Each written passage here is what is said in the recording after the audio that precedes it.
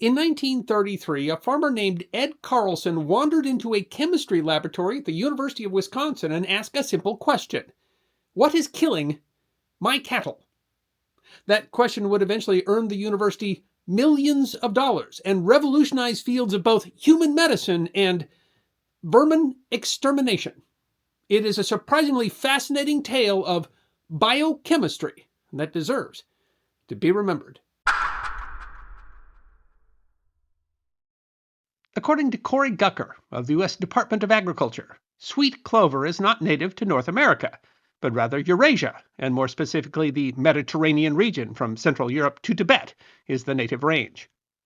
A 1917 bulletin by the USDA explains that sweet clover has been used as a honey plant and for forage and green manure for more than 2,000 years in the Mediterranean region, although they note it has never been considered of much importance. The plant, a legume, was introduced in the United States early, likely, the department notes, facilitated by beekeepers and agriculturalists, where it is most common in the upper Midwest and Great Plains. It is no surprise that the plant was introduced. Sweet clover is favored for honey production, where blossoms are particularly attractive to bees and other pollinators. The Department of Agriculture noted in 1937 yields up to 200 pounds per colony have been obtained from sweet clover fields. The use as fodder and for beekeeping prompted importation early in the European colonization of the Americas. The USD noted evidence that clover was introduced in Virginia by 1739 and throughout New England by 1785. Cultivation increased in the 19th century, as the USDA explains. In 1956, Professor Tutwiler of Green Springs Academy, Alabama, received a small quantity of white sweet clover seed from the Secretary to the United States Consul in Chile. Part of the seed was planted by a young man named Stendwick on his father's plantation on the Prairie Limestone Belt, where it flourished. This plantation later became the property of J.T. Collins, who, realizing the value of this plant, sold seed to persons in many states. One advantage of sweet clover is that it grows well throughout the nation. William Taylor, chief of the USDA's Bureau of Plant Industry, explained in a 1917 Farmer's Bulletin, sweet clover is adapted to a wider range of climatic conditions than any of the true clovers and possibly alfalfa. In fact, it may be grown successfully in any portion of the United States except perhaps Florida. Apparently, neither the high temperatures of the South nor the cold winters of the North severely affect the plants, provided there is sufficient moisture in the soil. Sweet clover thrives in more humid parts of the country, but as well in semi-arid regions where the rainfall is but 3/5 of that required for the normal growth of such crops as red clover and timothy. In the semi-arid regions of the West, sweet clover has proved to be somewhat more drought-resistant than alfalfa. Clover is also good livestock fodder, favored as it is for beekeeping because it is drought-resistant. As fodder, it is bitter, so cattle will eat it but don't prefer it. There's also a risk of bloat, a potentially fatal condition, especially if the cattle are grazed when the plant is in bloom. The condition is, however, preventable by regulating intake. Cultivation and distribution of sweet clover grew quickly at the turn of the 20th century, as the plant was found to be a good crop for nitrogen fixing, and thus good for soil conservation. A July 12, 1917 edition of the Wood County, Wisconsin Reporter proclaimed that planting sweet clover as part of crop rotation would renew worn-out pastures. Grow sweet clover is the answer for poor soil or worn-out pastures which no longer support livestock profitably, according to investigators of the United States Department of Agriculture, who have found that thousands of acres of sweet clover are furnishing annually abundant pasturage for all kinds of stock on soil where other crops made but little growth. Gucker writes that in Illinois there were 48,000 acres of sweet clover growing by 1910 and 757,000 acres by 1929. In Nebraska, there were 30,000 acres of sweet clover in cultivation in 1920 and 1.1 million acres by 1930. By 1919, nearly every U.S. state had at least 50 acres of sweet clover in production. Cultivation was most extensive in Montana, North Dakota, Minnesota, Iowa, and Wisconsin. While the issue with bloat was apparently well recognized, as sweet clover became much more common in the U.S. and particularly the Midwest, a new problem started to arise. Kevin Walters wrote on the website of the American Chemical Society in 2022. Sweet clover disease had become a persistent problem for cattle herds across the northern U.S. and southern Canada in the early 20th century. Mysterious deaths of cattle are common and can be the result of numerous environmental causes and occasional deliberate poisoning. But these new deaths seem to be connected with the more and more common use of sweet clover hay. Dr. Carl Paul Link a biochemist at the University of Wisconsin, explained in 1959. The veterinarians Schofield and Roderick were forced to conclude that the cause of the disease was neither a pathogenic organism nor a nutritional deficiency. The origin of the new malady was traced to stacks of sweet clover hay, mysteriously gone bad. Early on, veterinarians started to understand that the cause had to do with mold. The Norwest Farmer of Winnipeg, Manitoba, Canada, reported in May of 1923, "Sweet clover is one of the best hay and pasture crops we have in this country, but it is not a suitable crop to put into the silo. In any silo, there's a little moldy silage on top, which is harmless to stock. However, in the case of sweet clover silage, the moldy portion is poisonous and fatal." Gregory Lim, chief editor of Nature Review's Cardiology, wrote in 2017, "The spoiled hay would normally have been discarded, but financial hardship in the 1920s meant that farmers could not afford replacement fodder. The hemorrhagic disease became known as sweet clover disease." While veterinarians had identified the source of the poisoning, they still did not know exactly why or how the poison worked. The Minneapolis Journal reported that sweet clover, when fed as hay, has caused the deaths to cattle on some Minnesota farms. But the paper reports Dr. C.P. Fitch, chief of the veterinary division of the University of Minnesota, has been unable to determine the quality in the hay that is poisonous. The headline noted that the university found the deaths baffling. Fitch warned the hay seems to rob the blood of its coagulating power. An animal that has been fed on it for a long time and has been dishorned may bleed to death. Still, Dr. Fitch said, "I would not discourage the use of this legume. The only way a farmer can tell whether he is getting beneficial or harmful results from feeding it is to go ahead and observe the cattle." Veterinarians did offer advice to avoid the problem. The Toronto, Canada Globe and Mail explained, "The veterinary surgeons say that for feeding purposes, sweet clover must be harvested in perfect condition, with absolutely no moisture on it whatever. They would advise that any farmer who has sweet clover that has become at all moldy to draw it out of the field and burn it." The Muscoda, Wisconsin Leader Press suggested preventative measures such as feeding to rabbits first, and testing the hay to see if the molds present are the disease-producing kind.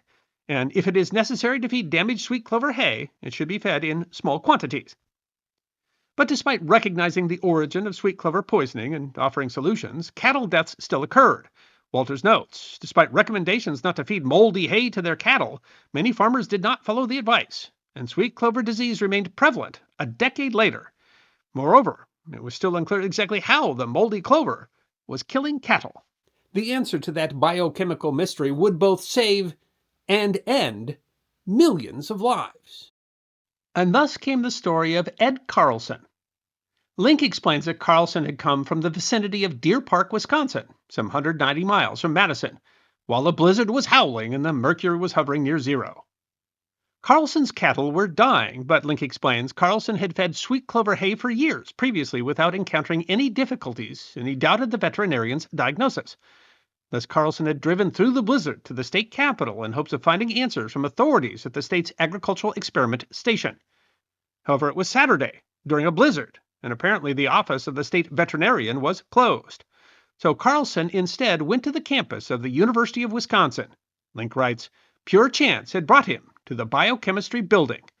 It was a serendipitous accident." Link was not unfamiliar with sweet clover disease. He had first heard of the condition in 1932 from a scientist at the University of Minnesota. However, Link was coincidentally already involved as a biochemist in a project involving sweet clover. Working with Professors R.A. Brink and W.K. Smith of the University Genetics Department, the university had been working on developing a strain of sweet clover that was low on the chemical coumarin, which paradoxically is the source of the sweet smell that characterizes newly mown hay, but actually tastes bitter and thus was not preferred by cattle.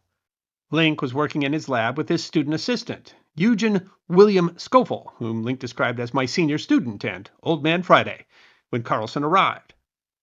Carlson had not just come with the problem, he had also come with what Link calls the evidence.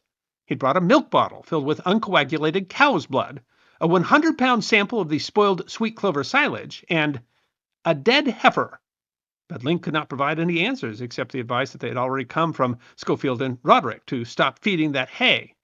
Link said, "I can still see him take off for home about 4 p.m.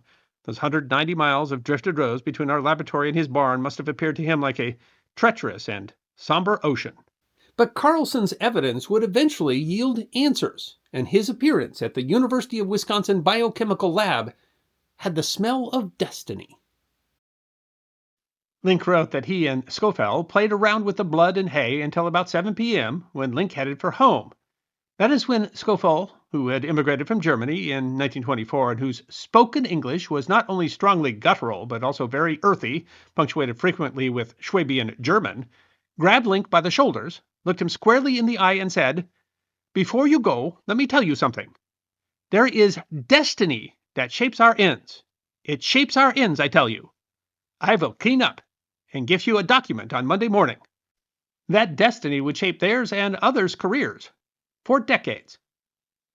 Naturally occurring coumarin, on which the lab was already working, would turn out to be the key, Walters explains. Armed with the knowledge provided by his fellow scientists, but with much less to be discovered, Link and his assistants reoriented the work of their laboratory towards understanding the biochemistry at work in spoiled clover hay. Link wrote, between that fateful Saturday in February 1933 and June 1939, a long and arduous trail was followed. They began by testing on rabbits, feeding them hay and testing their blood. In 1939, that process allowed UW scientist Harold Campbell to isolate a substance that was produced by a chemical reaction between coumarin and certain molds that grew when clover hay gets wet and spoils. On April 1, 1940, UW scientists Mark A. Stahman and Charles F. Hubner managed to synthesize the chemical in the laboratory. The website of the Wisconsin Alumni Research Foundation explains this was no April Fool's joke. Instead, it was 4-hydroxycoumarin, the breakthrough that led to all the discoveries that would follow.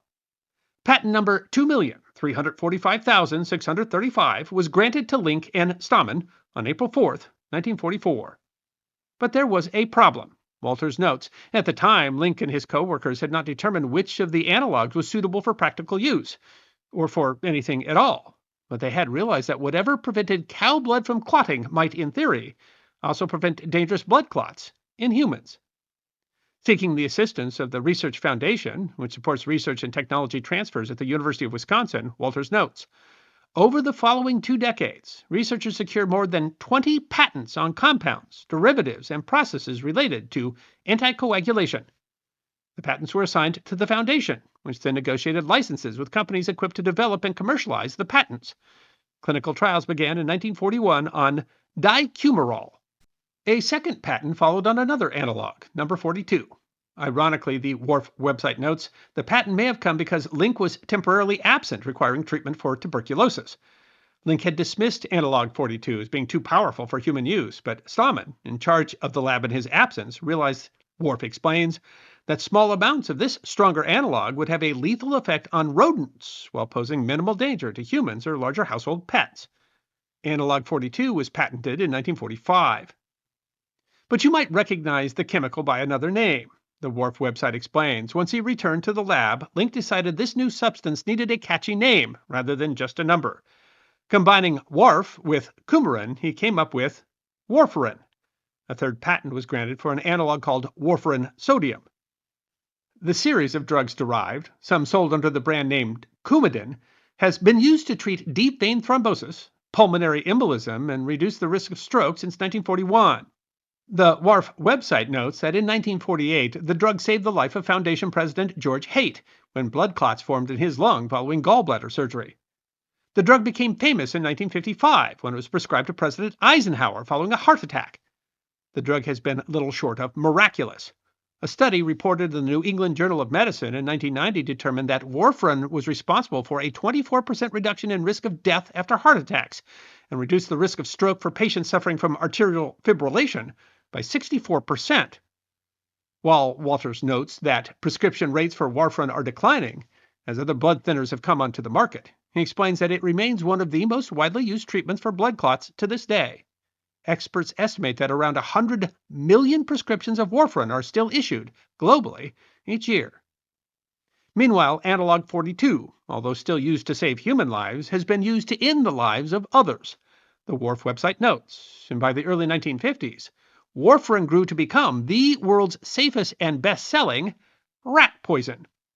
The website of Pest Control Technology writes that warfarin revolutionized the rodent control business when it first appeared on the market in 1950. PCT quotes Rex Marsh, professor emeritus at the University of California, Davis, that rat control levels of 90% or better soon became the norm with warfarin, compared with the 70 to 80% of previously high toxic poisons. The issue, PCT says, is bait shyness. Other poisons made rats sick, and they often became shy of the bait before receiving a lethal dose. Warfarin, on the other hand, is a slow-acting anticoagulant, so the mice and rats don't associate the bait with the illness, and thus they keep feeding. Warfarin also has an effective antidote, vitamin K, which can be used if a pet or child is accidentally poisoned. A primary rodenticide since the 1950s, warfarin has likely killed billions of rats and mice, preventing loss of crops, damage to structures, and the spread of disease. History is such a strange thing. How could any historian have possibly predicted the impact that the closing of the office of the Wisconsin State Veterinarian would have on the world? The Wisconsin Alumni Association notes that cow from St. Croix County saved thousands, perhaps millions of lives. Warfarin's not without its issues. New anticoagulants have come on the market. In some conditions, those are preferable to the warfarin compounds. As a rat poison, it's still generally considered to be safe, but some rat populations have developed a resistance, and the EPA warns that it can have downstream effects on the environment on things like birds that eat the rats and mice. Yet still, both are still prescribed in medicine and used as rodenticide as being relatively safe compared to competitors. The Warf patents on the medicine have all expired now. The main patent expired in 1992, but in its time, it earned the university the equivalent of around $144 million when adjusted for inflation, and all of that money was reinvested in further research. But the last story about warfarin is perhaps the one that is most surprising. If warfarin saved the life of President Eisenhower, it might have cost the life of one of his most ardent Cold War rivals. The Wisconsin Alumni Association notes that Lavrenti Beria, who was the head of the Soviet secret police, became concerned that he would eventually get caught up in one of Joseph Stalin's many purges, and so he claims to have had Stalin's food poisoned by his agents with warfarin. It's not really clear if the story is true, but the association notes that while Stalin's official cause of death was a stroke, that his autopsy showed that he suffered massive hemorrhage, which they note is not a symptom of a stroke, but of warfarin poisoning. I hope you enjoyed watching this episode of The History Guy, and if you did, please feel free to like and subscribe and share The History Guy with your friends. And if you also believe that history deserves to be remembered, then you can support The History Guy as a member on YouTube, a supporter on our community at Locals, or as a patron on Patreon. You can also check out our great merchandise shop or book a special message from The History Guy on Cameo.